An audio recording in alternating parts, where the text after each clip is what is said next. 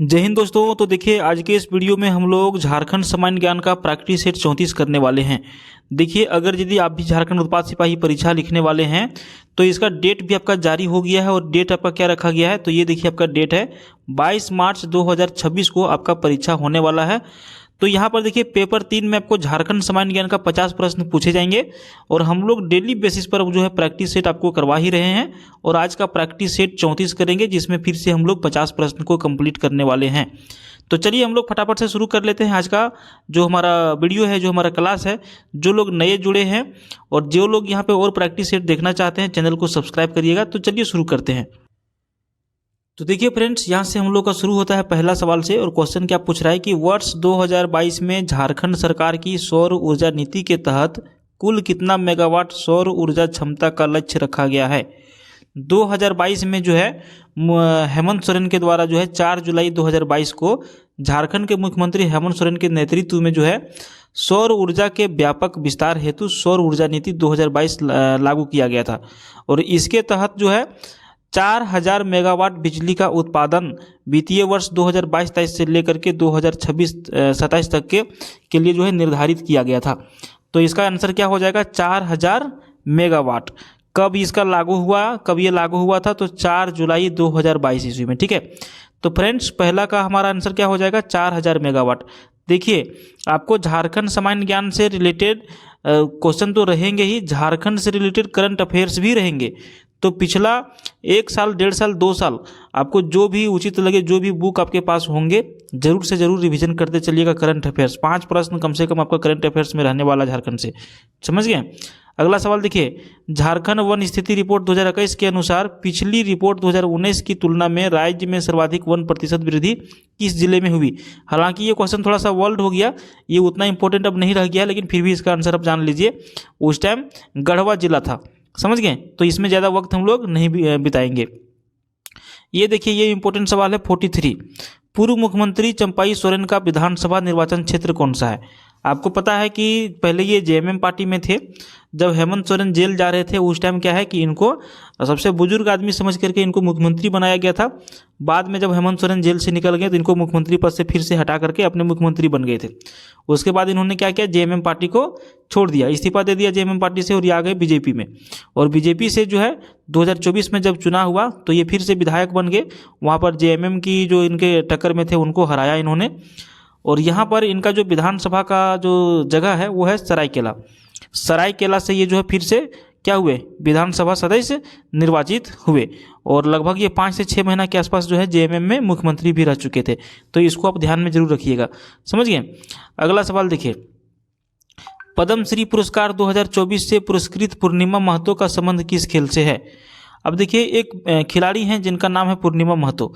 इनको ना 2024 में पद्मश्री पुरस्कार दिया गया। और ये जो खेल खेलती हैं, इनका खेल का नाम है तीरंदाजी। क्या है, तीरंदाजी। और ये कहाँ की रहने वाली हैं, तो जमशेदपुर के निवासी हैं ये, समझे। तो इसको भी आप याद रखिएगा। अगला सवाल देखिए 45 में क्या पूछ रहा है कि आकांक्षी ब्लॉक कार्यक्रम के अंतर्गत झारखंड राज्य के कितने प्रखंडों का चयन आकांक्षी प्रखंड के रूप में किया गया है। 45 का करेक्ट आंसर आपका हो जाएगा ऑप्शन ये 34 प्रखंड, समझ गए। चलिए, इसमें भी ज़्यादा समय नहीं देंगे, इसी भी सब आपको डेटा याद रखना है। उसके बाद देखिए, यहाँ पर देखिए मिट्टी एक तरफ दिया गया है आपको और एक तरफ दिया गया है स्थानीय नाम। तो झारखंड में अलग अलग तरह की मिट्टियाँ पाई जाती है। उसमें से चिकनी मिट्टी है, दोमट मिट्टी है, बलुई दोमट मिट्टी है और दोन है।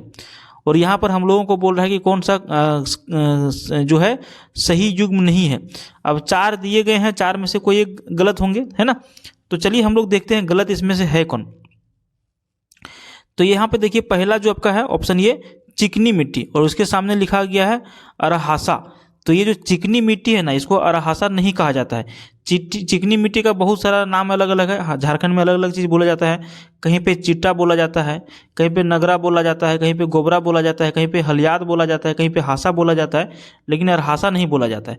हासा है, अगर यदि ये सिर्फ आपका हासा यहाँ पे रहता अरहासा की जगह पर तो आपका चल जाता, लेकिन यहाँ पे अरहासा लिखा गया है, समझे। बाकी दोमट मिट्टी को खेसरी मिट्टी कहा जाएगा, बलुई दोमट मिट्टी को जरिया कहा जाएगा, दोन को यहाँ पर चौरा कहा जाएगा। ये सारे सही है, लेकिन चिकनी मिट्टी को अरहासा नहीं कहा जाएगा। क्लियर हो गया। कहीं से भी सवाल आपको पूछा जा सकता है, इसलिए बिल्कुल पॉइंट टू पॉइंट आपको याद रखना है सारी चीज़ें। अगला शासक क्वेश्चन देखिए, आपका इतिहास से है। नागवंशी शासक प्रतापकर्ण के समय में झारखंड राज्य किसके विद्रोह से त्रस्त था? अब यहाँ पे नागवंशी शासक थे जिनका नाम था प्रतापकर्ण, और जब प्रतापकर्ण यहाँ के शासक थे उस टाइम में आपका जो है घटवार आंदोलन चल रहा था। क्या चल रहा था? घटवार आंदोलन या फिर घटवार विद्रोह जो कहिए। नागवंशी शासक प्रतापकर्ण के समय झारखंड राज्य में घटवार विद्रोह से जो है ये उस टाइम क्या था? त्रस्त थे। अच्छा, ये जो नागवंशी शासक प्रतापकर्ण है, इनका शासन काल अगर यदि आपको पूछे तो क्या बता पाएंगे? अगर यदि आप नहीं बता पाएंगे तो याद रखिएगा, हम बता देते हैं। 5451 से लेकर के 5469 ईस्वी तक इनका शासनकाल था। किनका? प्रताप का। प्रतापकर्ण इनका पूरा नाम था, और इस समय जो है घटवार का विद्रोह हुआ था, इसीलिए ये सवाल इंपॉर्टेंट हो जाता है। अगला सवाल देखिए, झारखंड में नमक सत्याग्रह के संदर्भ में निम्नलिखित में से कौन सा सुमेलित नहीं है? अब इसमें से एक सुमेलित नहीं है, वही हम लोगों को छांटना है। तो यहाँ पर ऑप्शन यही जो है सुमेलित नहीं है, हजारीबाग ब्रजकिशोर शर्मा। देखिए 6 अप्रैल 1930 की बात है, महात्मा गांधी ने जब नमक आंदोलन की शुरुआत किया था, उसका असर जो है झारखंड में भी पड़ा था। और हजारीबाग में कृष्ण बल्लभ सहाय ने जो है खजांची तालाब जो है वहाँ के निकट से एक नमक बना करके जो है नमक कानून को तोड़ा था। समझ गए? तो यहाँ पे ब्रजकिशोर शर्मा दिया गया है, जबकि यहाँ पे क्या हो जाएगा, क्या नाम हो जाएगा यहाँ पर? तो यहाँ पर हो जाएगा कृष्ण बल्लभ सहाय। समझे? तो ये आपका क्या है, कौन सा सुमेलित नहीं है? तो हजारीबाग में ब्रजकिशोर शर्मा ना होकर के यहाँ के कौन थे? कृष्ण बल्लभ सहाय थे, याद रखिएगा। अगला सवाल देखिए, निम्नलिखित में से किस राजा ने मुगलों की अधीनता को स्वीकार कर लिया था? 49 का आपका करेक्ट आंसर हो जाएगा दुर्जन साल। चेरो वंश के शासक दुर्जन साल जो थे, इन्होंने मुगलों की अधीनता क्या कर लिया था? स्वीकार कर लिया था। अगला सवाल देखिए 50 नंबर, निम्नलिखित में से कौन सा त्यौहार असुर जनजाति द्वारा लोहा गलाने की उद्योग की उन्नति हेतु मनाया जाता है? 50 नंबर का आपका सही उत्तर हो जाएगा ऑप्शन ये, कुटसी। कुटसी त्यौहार जो है असुर जनजाति द्वारा लोहा गलाने के उद्योग की उन्नति हेतु मनाया जाता है। अब जो असुर जनजाति के लोग होंगे उनको तो पता ही होगा ये सारी चीज़ें, है कि नहीं? अगला सवाल देखिए 51, बिरहोरों के निवास स्थान को किस नाम से जाना जाता है? अब जो बिरहोर जनजाति के लोग हैं, इनके जो निवास स्थान होते हैं, इनको किस नाम से जाना जाता है? तो इनको जाना जाता है कुंबा नाम से। करेक्ट आंसर ऑप्शन बी होगा। नेक्स्ट क्वेश्चन है, चंद्रपुरा ताप विद्युत गृह की स्थापना किस वर्ष की गई थी? देखिए ताप विद्युत गृह जो लोग जानते होंगे उनके लिए ठीक है, जो नहीं जानते हैं उनके लिए बता देते हैं। ताप विद्युत गृह का मतलब हो गया जहाँ पे बिजली उत्पन्न होता है लेकिन कोयला का प्रयोग करके, तो यही आपका क्या हो गया? ताप विद्युत गृह। और इसकी जो स्थापना हुई कौन सी वर्ष हुई?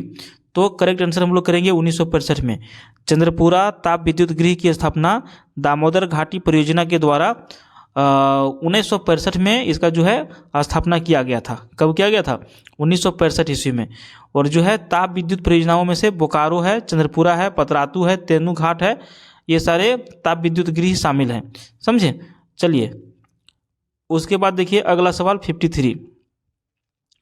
यहाँ पर देखिए आपको पूछा जा रहा है कि विभिन्न जनजातियों में उनके युवा गृह एवं उसके नाम का मिलान करें। अब एक तरफ दिया है जनजाति और एक तरफ दिया है युवा गृह।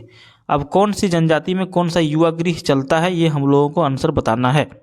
बहुत ही सिंपल है। अगर यदि अब झारखंड में टोटल जनजातियों की संख्या है 32, अगर यदि अब जनजातियों से संबंधित वीडियो देखे होंगे, पढ़े होंगे क्लास में कहीं, तो आप तो सारा कुछ आंसर कर लेंगे। अब हम लोग पहला मिलाने का प्रयास करते हैं। देखिए यहाँ पर आपका दिया है संथाल जनजाति का नाम क्या है? संथाल जनजाति। अब संथाल जनजाति का जो युवा गृह होता है ना, वो होता है घोटुल। ठीक है, संथाल जनजाति का युवा गृह घोटुल होता है। उसके बाद देखिए युराव है, युराव जनजाति के जो युवा गृह होता है इसको कहा जाता है घुमकुड़िया। युराव जनजाति के जो युवा गृह होता है इसको क्या कहा जाता है? घुमकुड़िया कहा जाता है, घुमकुड़िया कहा जाता है।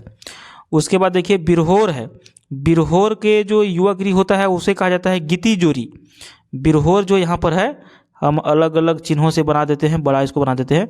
बिरहोर के जो लोग हैं इसको क्या कहा जाता है? गिती जोरी कहा जाता है। और यहाँ पे आपका 4 नंबर बच गया मुंडा। और मुंडा के जो जनजाति होते हैं इसके जो युवा गृह होते हैं इसको कहा जाता है गितीओरा। क्या समझे?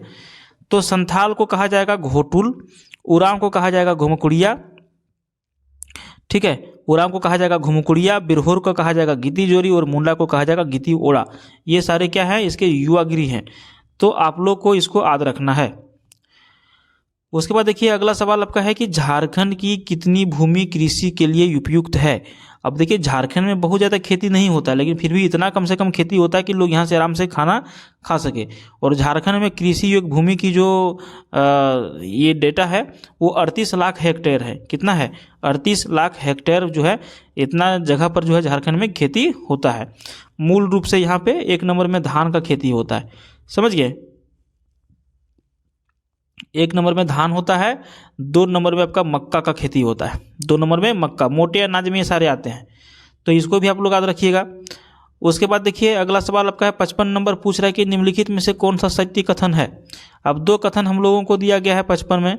अब पूछ रहा है इसमें कथन सत्य कौन सा है, तो हम लोग दोनों को पढ़ना पड़ेगा पहले। तो पहला कथन में क्या लिख रहा है कि गुमला जिले में सर्वाधिक सिंचाई कुओं से होती है। उसके बाद दूसरा ऑप्शन आपका है कि लोहरदगा जिले में नहर द्वारा सर्वाधिक मात्रा में सिंचाई होती है।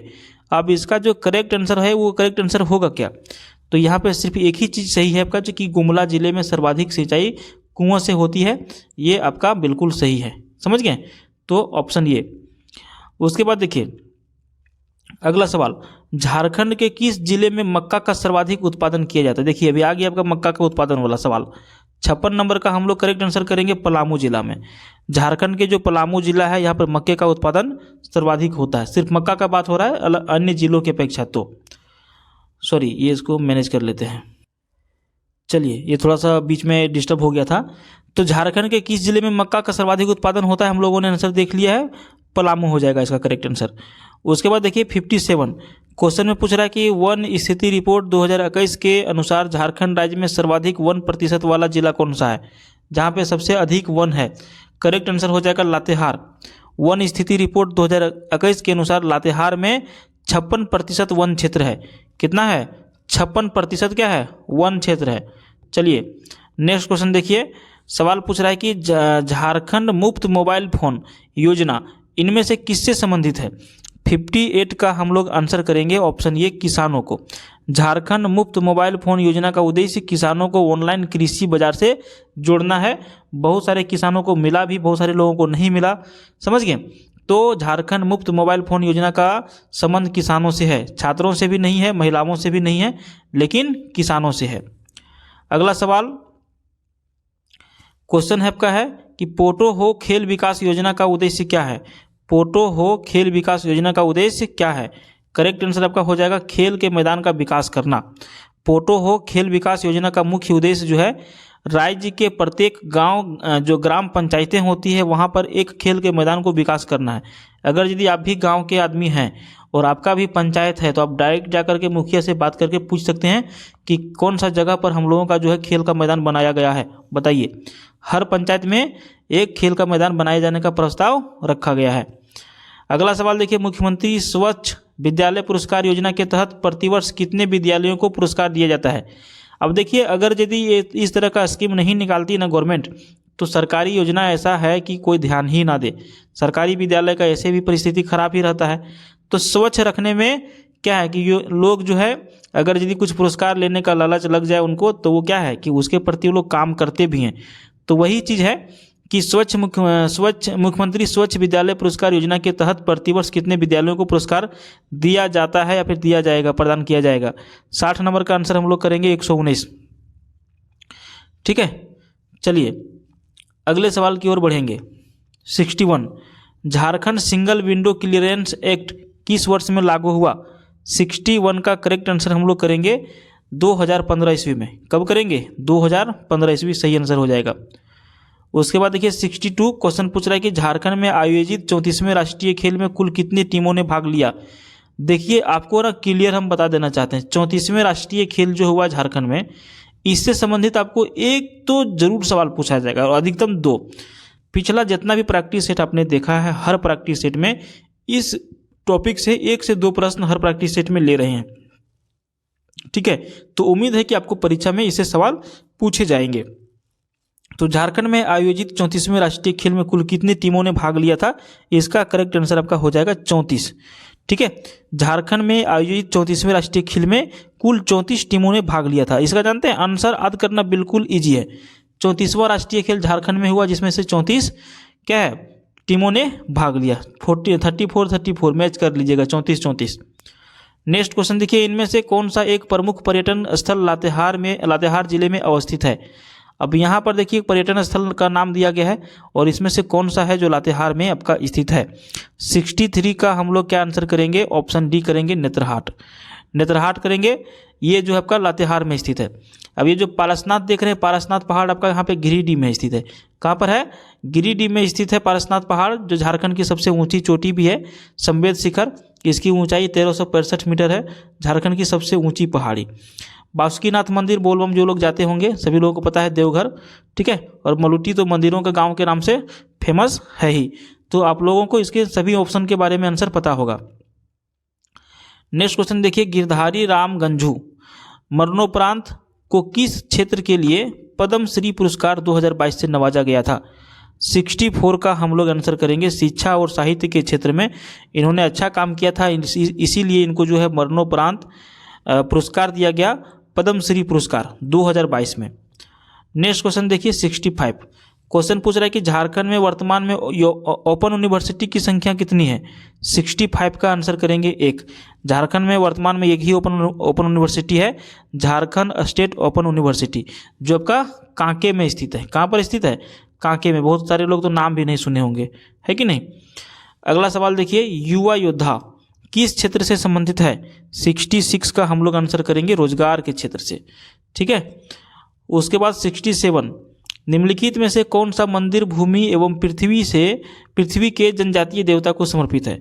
कौन सा मंदिर भूमि एवं पृथ्वी के जनजातीय देवता से समर्पित है। 67 का आंसर हो जाएगा भूफोर मंदिर।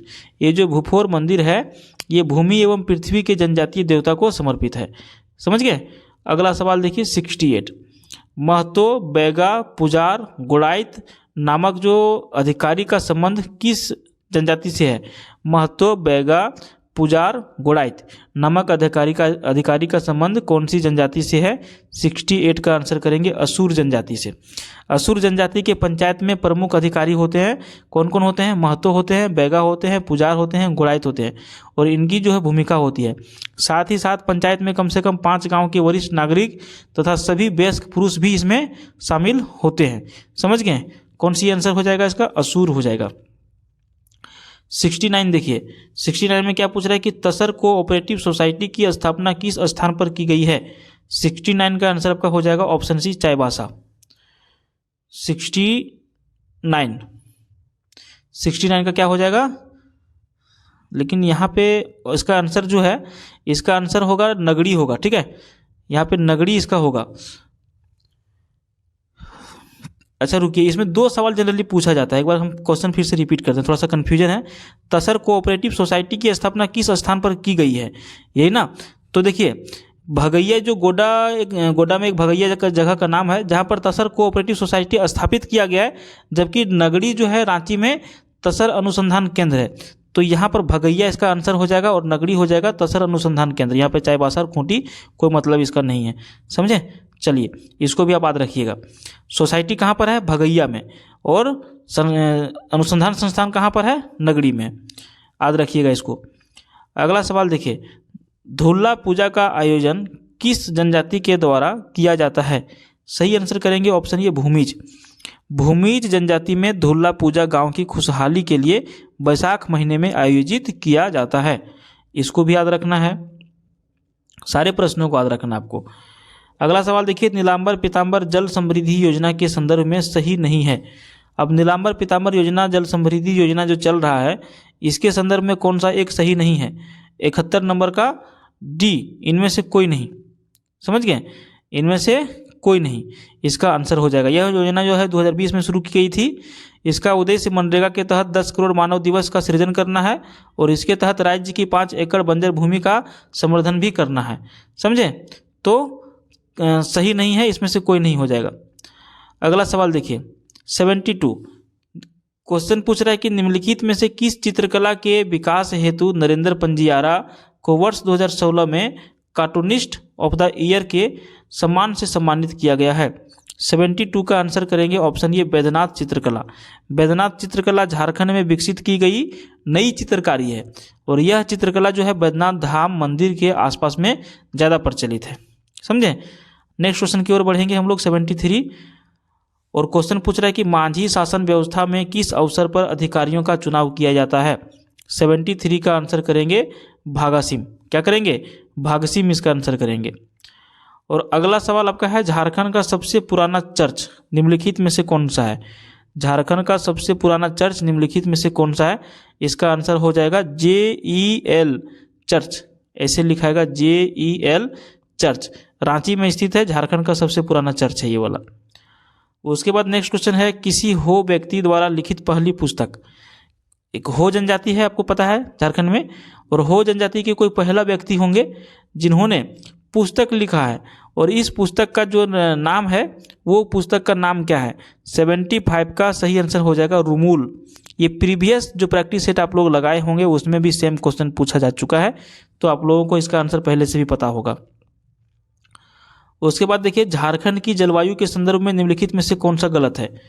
थोड़ा सा हम इसको छोटा कर लेते हैं तो सारा सेट हो जाएगा। हाँ, अब देखिए झारखंड की जो जलवायु है उसके संदर्भ में निम्नलिखित में से कौन सा एक चीज़ गलत है। तो 76 का ऑप्शन ये जो है यही हम लोग इसका आंसर करेंगे। झारखंड की जलवायु उष्ण आर्द्र कटिबंधीय है, यही क्या है? गलत है। समझें, झारखंड एक उष्ण कटिबंधीय प्रदेश है और यहाँ मानसूनी हवाओं का प्रभाव पड़ता है, जिसके फलस्वरूप यहाँ की उष्ण कटिबंधीय मानसूनी प्रकार की जलवायु का विकास होता है, जबकि उष्ण आर्द्र कटिबंधीय यहाँ पे लिखा गया है, इसीलिए ये गलत है। औसत तापमान जो झारखंड का है 25 डिग्री सेल्सियस है और राज्य का दक्षिण पूर्वी भाग समुद्र के निकट है और इसके कारण धनबाद व सिंहभूम में आर्द्रता की मात्रा अधिक पाई जाती है और यहाँ अधिक ऊंचाई वाले पठारी क्षेत्रों में उष्ण कटिबंधीय जलवायु का प्रभाव भी देखा जाता है। समझे, ये सारे पॉइंट क्या है आपको बता दिए हमने। उसके बाद देखिए 77 वन स्थिति रिपोर्ट 2021 के अनुसार झारखंड राज्य के कुल 17 जनजातीय जिलों के कुल भूभाग के लगभग कितने प्रतिशत भाग पर वनाच्छादन है। 77 नंबर का हम लोग आंसर करेंगे ऑप्शन डी 29.86 इसका करेक्ट आंसर हो जाएगा। उसके बाद देखिए अगला सवाल आपका है भूमि जनजाति में कमावत क्या है। भूमि जो जनजाति है इसमें कमावत क्या होता है? तो ये होता है श्राद्ध संस्कार। भूमि जनजाति में संस्कारों को कमावत कहा जाता है। समझ गए, श्राद्ध संस्कार जो होते हैं उसको कमावत कहा जाता है और इसको जो है धनबाद के सरदार के नाम से जाना जाता है और इनके धार्मिक प्रधान लाया है और इसका सर्वोच्च देवता ग्राम ठाकुर कहलाता है। समझ गए, किसका? भूमि जनजाति का। उसके बाद देखिए नेक्स्ट क्वेश्चन, किस मंदिर के बाहर कोठेश्वर नाथ स्तूप अवस्थित है और इसे मनोती पूजा भी कहा जाता है। 79 का आपका जो सही आंसर होगा ऑप्शन सी होगा भद्रकाली मंदिर। भद्रकाली मंदिर इटखोरी का जो भदुली गांव है चतरा में पड़ता है, ये वहाँ पर अवस्थित है चतरा में और इस मंदिर के बाहर एक कोठेश्वर नाथ स्तूप अवस्थित है और इसे मनोती स्तूप भी कहा जाता है। जितने भी लोग भद्रकाली मंदिर गए होंगे सभी लोगों को ये सीन जो है अपने नज़रों के सामने घूम रहा होगा, है कि नहीं। अगला सवाल देखिए 80 नंबर क्वेश्चन पूछ रहा है कि निम्नलिखित में से कौन सा लोक नाट्य कार्तिक माह के शुक्ल पक्ष की सप्तमी से पूर्णमासी तक किया जाता है। अब कौन सा लोक नृत्य है, लोक नाट्य है जो कार्तिक महीना के शुक्ल पक्ष की सप्तमी में चालू होता है और पूर्णमासी तक ये चलता है। तो 80 नंबर का हो जाएगा सामा चकेवा। क्या हो जाएगा? Option B Sama Chakeva. सामा चकेवा जो है भाई और बहन के पवित्र प्रेम से संबंधित लोक नाट्य है और इस लोक नाट्य में मिट्टी के पात्र निर्मित किए जाते हैं। सामा चकेवा जो है कार्तिक महीने के शुक्ल पक्ष की सप्तमी में चालू होता है और पूर्णमासी तक इसको किया जाता है, जो भाई बहन से संबंधित है सामा चकेवा। उसके बाद देखिए 81 नंबर है जाड़कोर पूजा मुख्यतः किस जनजाति में किया जाता है। जाड़कोर पूजा कौन सी जनजाति में किया जाता है? करेक्ट आंसर हो जाएगा खड़िया। जाड़कोर पूजा खड़िया जनजाति में किया जाता है और इस पूजा को कालो नामक पुजारी संपन्न कराता है। इस पूजा को जो करने में समर्थन करता है, जो संपन्न करवाता है, उसको कहा जाता है कालो नामक पुजारी इसका संपन्न करवाता है सारा काम। उसके बाद देखिए तुर्की मेला का आयोजन निम्नलिखित में से किस जिले में किया जाता है। 82 का सही आंसर हो जाएगा चाईबासा में लगता है तुर्की मेला। उसके बाद देखिए 83 क्वेश्चन पूछ रहा है कि डोकरा या फिर ढोकरा कला का संबंध डोकरा या फिर ढोकरा कला का संबंध मुख्यतः किस जाति या फिर जनजाति से है? 83 का आंसर हो जाएगा ऑप्शन डी मलेर। डोकरा या फिर ढोकरा कला जो है ये दस्तकारी की एक प्राचीन कला है और यह जो है एक धातु शिल्प कला है जिसे स्थानीय भाषा में सिरे पेड़ू अथवा धड़वा या फिर घड़वा कहा जाता है, जो मलेर जनजाति के तरफ से किया जाता है। अगला सवाल है 84, डीवीसी द्वारा अपने कमांड एरिया में खाली स्थान मेगावाट क्षमता का सौर ऊर्जा प्लांट लगाया जाएगा। 84 का करेक्ट आंसर हो जाएगा 2200 मेगावाट। डीवीसी द्वारा अपने कमांड एरिया में 2200 मेगावाट क्षमता का सौर ऊर्जा प्लांट लगाया जाएगा। इसमें मैथान हो जाएगा, तिलैया और पंचेत डैम। 600 मेगावाट की क्षमता का फ्लोटिंग सोलर पावर प्लांट इसमें जो है लगाया जाएंगे। समझे? चलिए अगले सवाल की ओर बढ़ते हैं। उम्मीद है कि आपको ये वीडियो पसंद आ रहा होगा और इसमें देखिए हर तरह के क्वेश्चन जो है आपको मिल रहे हैं, है कि नहीं? जिसमें आपको करंट अफेयर्स के सवाल मिल रहे हैं, इतिहास के मिल रहे हैं, ज्योग्राफी के मिल रहे हैं, सभी तरह के मिक्स क्वेश्चन इसमें लिए गए हैं। अगर यदि कहीं से भी परीक्षा में क्वेश्चन फंसता है तो आप समझिए कि कम से कम 10,000 लोगों से आगे हो जाएंगे। अगर यदि किसी का 70 सही हो रहा है और अगर यदि आपका 71 सही हो गया ना तो आप समझिए कम से कम 10,000 लोगों से आप आगे। 1 नंबर का इसमें बहुत ज़्यादा महत्व रहेगा, समझे कि नहीं? 1 नंबर का बहुत ज़्यादा महत्व रहेगा। अब आते हैं हम लोग धनबाद जिला से संबंधित सवाल आपका है, झरिया पुनर्वास योजना 2023 के तहत कितनी आर्थिक सहायता राशि दिए जाने का प्रावधान किया गया है? आपको पता है कि झरिया जो है कोयले की खान है, वहाँ पे नीचे में आग भी जल रहा है और बहुत जगह धरती क्या है फट भी जा रही है और कोयला वोला निकालने के लिए वहाँ के लोगों को क्या किया जा रहा है? पुनर्वास किया जा रहा है। पुनर्वास का मतलब क्या होता है कि अगर यदि आपका घर यहाँ पे झरिया में है और ज़मीन के नीचे यहाँ पे कोयला वोला पाया गया है, इसको अब यहाँ पे क्या है हटाना है, तो आपका घर जहाँ पे झरिया से उठा करके और यहाँ पे आपका दूसरे जगह पर 5 किलोमीटर 10 किलोमीटर में शिफ्ट किया जा रहा है। इसी को कहा जाता है पुनर्वास योजना, कि हम आपको भगा नहीं रहे, दूसरे जगह आपको वास दे रहे हैं, स्थान दे रहे हैं रहने के लिए। यही हो गया पुनर्वास योजना। और इस योजना के तहत जो है 2023 का संचालन हुआ था और झारखंड सरकार के द्वारा इसको जो है किया जा रहा है। इसमें लाभार्थी झारखंड के सभी असुरक्षित क्षेत्रों के नागरिक होते हैं और इसके तहत जो है 5 लाख रुपये की आर्थिक सहायता दिया जाता है पुनर्वास के नाम पर। झारखंड सरकार इसको प्रदान करती है। 86 देखिए, वन स्थिति रिपोर्ट 2021 के अनुसार सर्वाधिक वन क्षेत्रफल में झारखंड राज्य में द्वितीय स्थान पर कौन सा जिला आता है? अभी हम लोगों ने 1 नंबर वाला देख लिया है, अब यहाँ पे 2 नंबर में कौन सा आता है ये पूछता है। तो इसका आंसर क्या हो जाएगा 86 का? अगर यदि आपको किसी को पता है तो बताइएगा जरूर। इसका आंसर हो जाएगा आपका चतरा जिला। वन स्थिति रिपोर्ट 2021 के अनुसार से जो है चतरा जिला द्वितीय स्थान पर आता है। पहला नंबर पे कौन आता है? अभी हम लोगों ने देखा है 4-5 क्वेश्चन पहले, लातेहार जिला। लातेहार जिला में कितना था? लगभग 56%। दूसरा जिला कौन सा आपका आ गया? चतरा जिला। चतरा जिला में कितना है? तो 47.9%। समझ गए? और चतरा जिला द्वितीय स्थान पर है। उसके बाद देखिए 87 नंबर क्वेश्चन पूछ रहा है कि बेतला राष्ट्रीय उद्यान में बाघों की पहली गणना किस वर्ष में की गई थी? 87 का करेक्ट आंसर हो जाएगा 1932। बेतला राष्ट्रीय उद्यान झारखंड का एकमात्र राष्ट्रीय उद्यान है जिसकी स्थापना 1986 ईस्वी में की गई थी और यहाँ पर जो है 1932 ईस्वी में विश्व की पहली बाघ की गणना किया गया था। कम आसान काम नहीं है बाघ की गणना करवाना है आपको। अभी तो आसान हो गया है, लोग कैमरा वैमरा लगा देते हैं, कुछ भी काउंटिंग वुंटिंग कर लेते हैं, लेकिन पहले जंगल झाड़ ज़्यादा होता था। 1932 का बात है, लगभग 100 साल होने वाला है और उस टाइम यहाँ पर बाघों की गणना किया गया था। अगला सवाल आपका है, झारखंड के किस स्थान पर राज्य के पहले प्राणी उद्धार केंद्र की स्थापना किया गया है? 88 का करेक्ट आंसर हो जाएगा और मांझी में। रांची जिला के जो और मांझी है वहाँ पर बरवे नामक एक स्थान है जहाँ पर झारखंड राज्य के पहले प्राणी उद्धार केंद्र की स्थापना किया गया है या फिर किया जा रहा है। उसके बाद आज का जो हमारा वीडियो है इसमें 2 क्वेश्चन हमारा और शेष बच गए हैं। तो उसके बाद हमारा 89 का क्वेश्चन में पूछ रहा है कि झारखंड आर्थिक सर्वेक्षण 2022-23 के अनुसार राज्य में वर्तमान में कुल सिंचित भूमि का प्रतिशत कितना है? 89 का आंसर हम लोग करेंगे 15%। और 90 नंबर है झालको जो है इसका गठन कब किया गया था?